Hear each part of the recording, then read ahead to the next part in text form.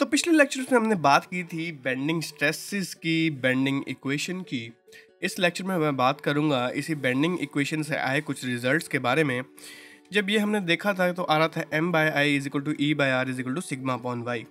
अब मैं बात करूंगा कि जो मोमेंट है वो कितने टाइप से इस क्रॉस सेक्शन पे लग सकता है, क्योंकि हमने बात तो क्रॉस सेक्शन की करनी है ना। अब हमने बीम्स की बात नहीं करनी, बीम्स की बात हम कर चुके हैं एसएफडी बीएमडी में, लेकिन बेंडिंग स्ट्रेसेस में हम बात करेंगे इन प्लेन्स के बारे में।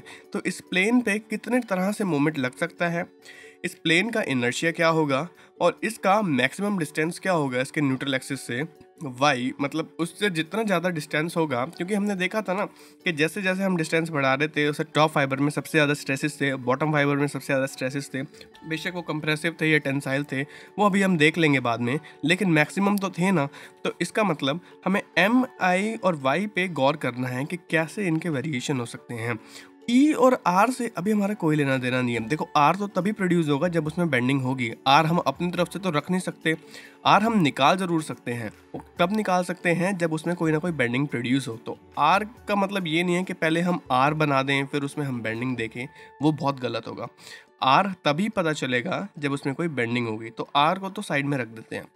E हमारा होता है कांस्टेंट, कांस्टेंट होता है यंग्स मॉडुलस, ठीक है ना। तो ये भी अब साइड में रख देते हैं। वेरी क्या कर सकता है, स्ट्रेस।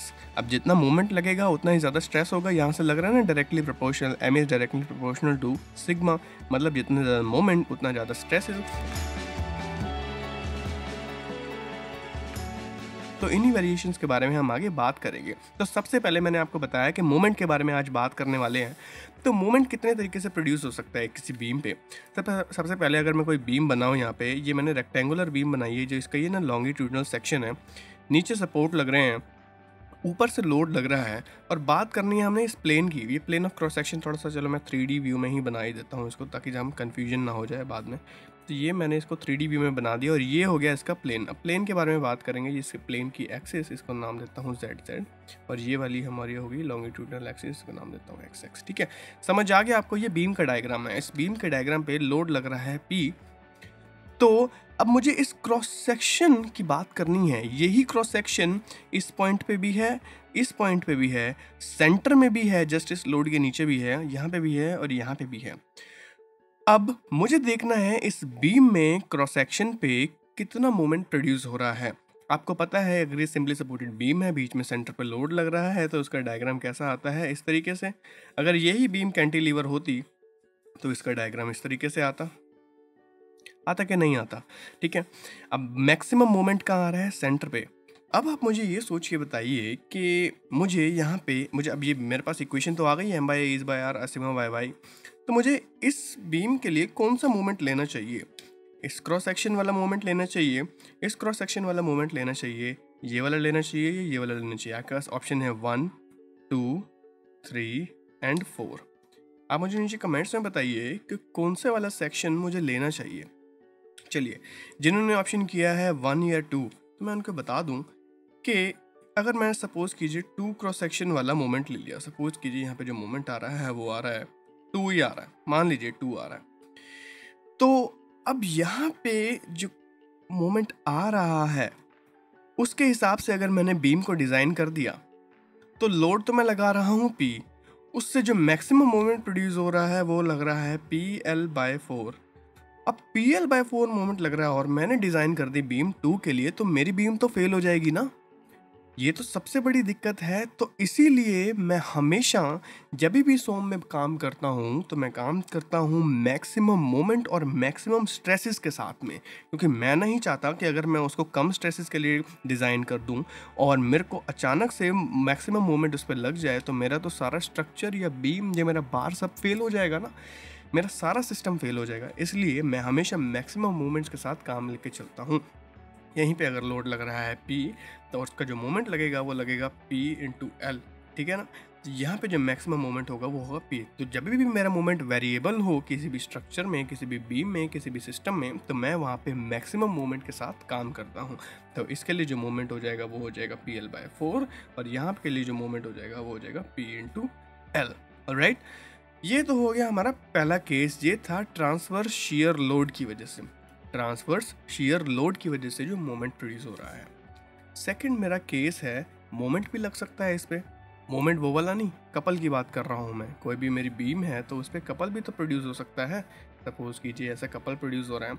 अब इस कपल्स के साथ देखो ज़्यादा वेरिएशन नहीं होता। अब जब कपल लग ही रहा है तो वो ना पूरी बीम में कॉन्स्टेंट लगता है। हमने इतने सारे बीम के कपल वाले कुछ केसेस करे हैं तो हमें पता है कि जब भी हम कपल लगाते हैं तो वो कॉन्स्टेंट मोमेंट प्रोवाइड करता है थ्रू आउट द बीम। तो उसका जो मोमेंट डायग्राम आएगा कुछ इस तरीके से आ जाएगा। अगर वो कुछ इस तरीके से आता है तो मुझे पता है जो हमारा मोमेंट है वो कॉन्स्टेंट रहेगा थ्रू आउट द बीम। तो मैं कोई भी मोमेंट ले सकता हूँ। इस सेक्शन वाला, ये वाला सेक्शन, मोमेंट जो रहेगा वो एम ही रहेगा, ज़्यादा फर्क नहीं होने वाला। अगर ये एम कपल लग रहा है तो जो मोमेंट आएगा वो भी एम ही आएगा, ज़्यादा कोई फ़र्क नहीं आएगा। तीसरा मेरा सबसे इम्पॉर्टेंट, अगर आपने ये सीख लिया ना, आगे आपके इतना काम आने वाला है कॉलम्स में, शेयर स्ट्रेसेस में, इतना काम आएगा, मतलब आपको मज़ा आ जाएगा काम करने में अगर आपने ये सीख लिया तो। ये कहता है कि मोमेंट तो देखो प्रोड्यूस हो गया है, यहाँ पे ये हो गया TSL की वजह से, यहाँ पे हो गया कपल की वजह से, मैं लिख देता हूँ यहाँ पे, ठीक है। लेकिन यार अभी हमने बात तो करी थी ना, जब हमने इस बीम को जब हमने इस इक्वेशन को डिराइव किया था, तो आपको मैं दिखाता हूँ कि डिराइव किस बार से किया था। हमारे पास ये वाली बार थी, अगर आपको याद हो पिछली वीडियो में आपने देखा हो तो जो मोमेंट लग रहा था वो कैसा लग रहा था, ना वो यहाँ लग रहा था ना वो कपल लग रहा था, ये लग रहा था इस बीम के एक क्रॉस सेक्शन के एक स्ट्रिप पे, बीम के क्रॉस सेक्शन के स्ट्रिप पे, जो कि सेंटर पे नहीं थी, सेंटर से कुछ वाई डिस्टेंस पे थी, न्यूट्रल एक्सिस से वाई डिस्टेंस पे थी। इसका मतलब तीसरा केस ये हो सकता है ना कि किसी अगर डिस्टेंस पे मैं फोर्स लगा दूं न्यूट्रल एक्सिस से तो वो एक मोमेंट क्रिएट करने की कोशिश करेगा, ठीक है। इसी को आगे लेके चलता हूँ। तो ये हमारा है बार, सेम वही बार है, थोड़ा सा टेढ़ा हो गया इसको थोड़ा, ये वही बार है। न्यूट्रल एक्सिस कहाँ होगी, यहाँ पे। अगर मेरी फोर्स लग रही है, अब देखो नॉर्मल स्ट्रेस तो यहाँ पे भी लगने पे भी प्रोड्यूस हो सकता था और यहाँ पे लगने पे भी प्रोड्यूस हो सकता था, लेकिन अगर मैं यहाँ पे लगाता हूँ और यहाँ पे लगाता हूँ तो क्या डिफरेंस आता है। अगर मैं बीच में लगा रहा हूँ तो ये मुझे न्यूट्रल एक्सिस पे कोई भी मोमेंट नहीं देगा। मोमेंट बेशक यहाँ पे दे, ठीक है ना, ये न्यूट्रल एक्सिस पे कोई भी मूवमेंट नहीं देगा। न्यूट्रल एक्सिस पे मूवमेंट नहीं देगा तो मूवमेंट तो यहाँ पे ज़ीरो हो जाएगा ना, तो मूवमेंट तो यहाँ पे ज़ीरो हो जाएगा ना। तो फिर हम इस केस को पढ़े ही क्यों?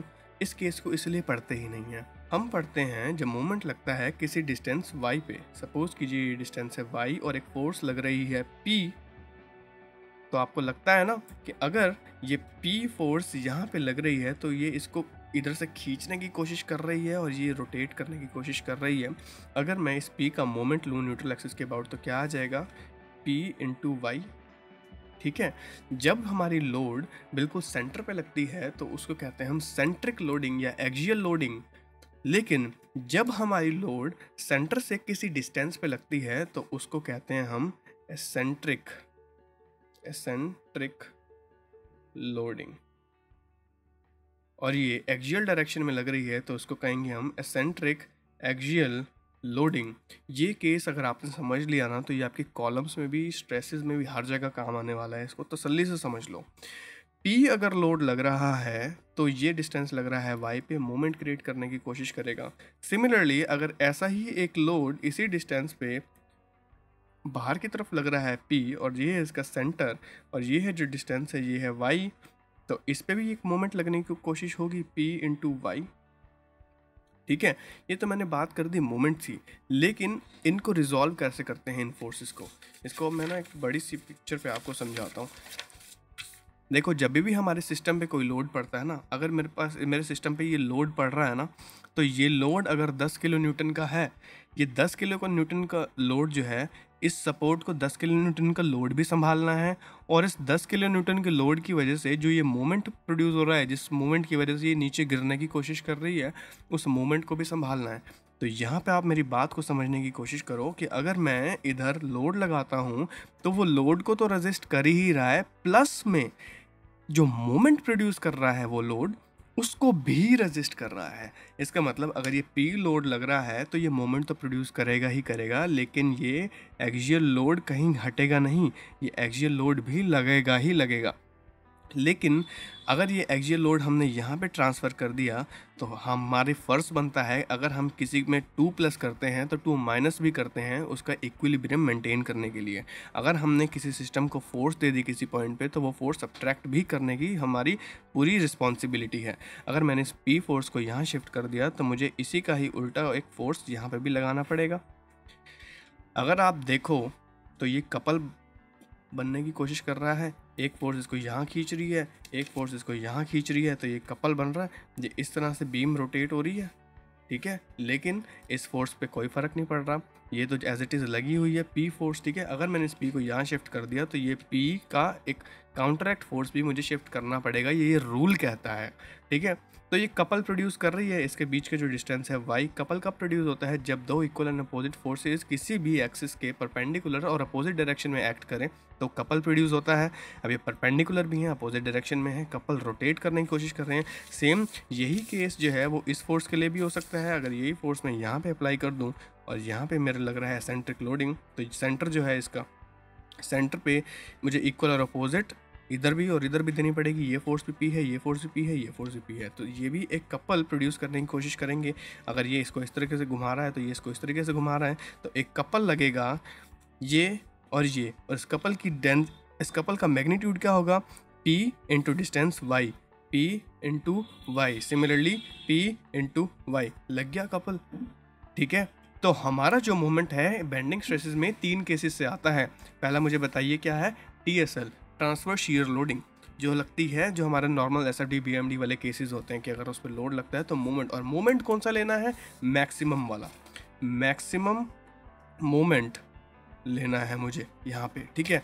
सेकंड हमारा कपल, कपल में ज़्यादा वेरिएशन नहीं होती। कपल अगर नॉर्मल लग रहा है बीम पे, सिर्फ कपल ही लग रहा है तो अगर देखो उस पर कोई लोड भी लग रहा है तो मुझे कपल और लोड दोनों के लिए सॉल्व करना पड़ेगा। लेकिन सिर्फ कपल लग रहा है तो कपल का जो मूवमेंट होता है वो कांस्टेंट होता है, तो मुझे सिर्फ उसकी जो मैग्नीट्यूड है वही लेना है, उसमें ज़्यादा वेरिएशन नहीं है। तीसरी जो मैंने आपको बताया एसेंट्रिक एक्सियल लोडिंग, उसकी वजह से क्या प्रोड्यूस होता है? एक तो नॉर्मल लोड जो लगता है हमारा, टेंसाइल लोड जो लग रहा है, प्लस मोमेंट, इससे 2 चीज़ें देता है। एसेंट्रिक एक्सियल लोडिंग हमें एक्सियल लोड तो देता ही देता है, साथ में बेंडिंग मोमेंट भी देता है, और ये बेंडिंग मोमेंट जो है ये कांस्टेंट रहेगा थ्रू आउट द बीम। जैसे ये कपल लग रहा था ऐसे ही ये कपल प्रोड्यूस हो रहा है, तो ये भी कांस्टेंट ही रहेगा थ्रू आउट द बीम।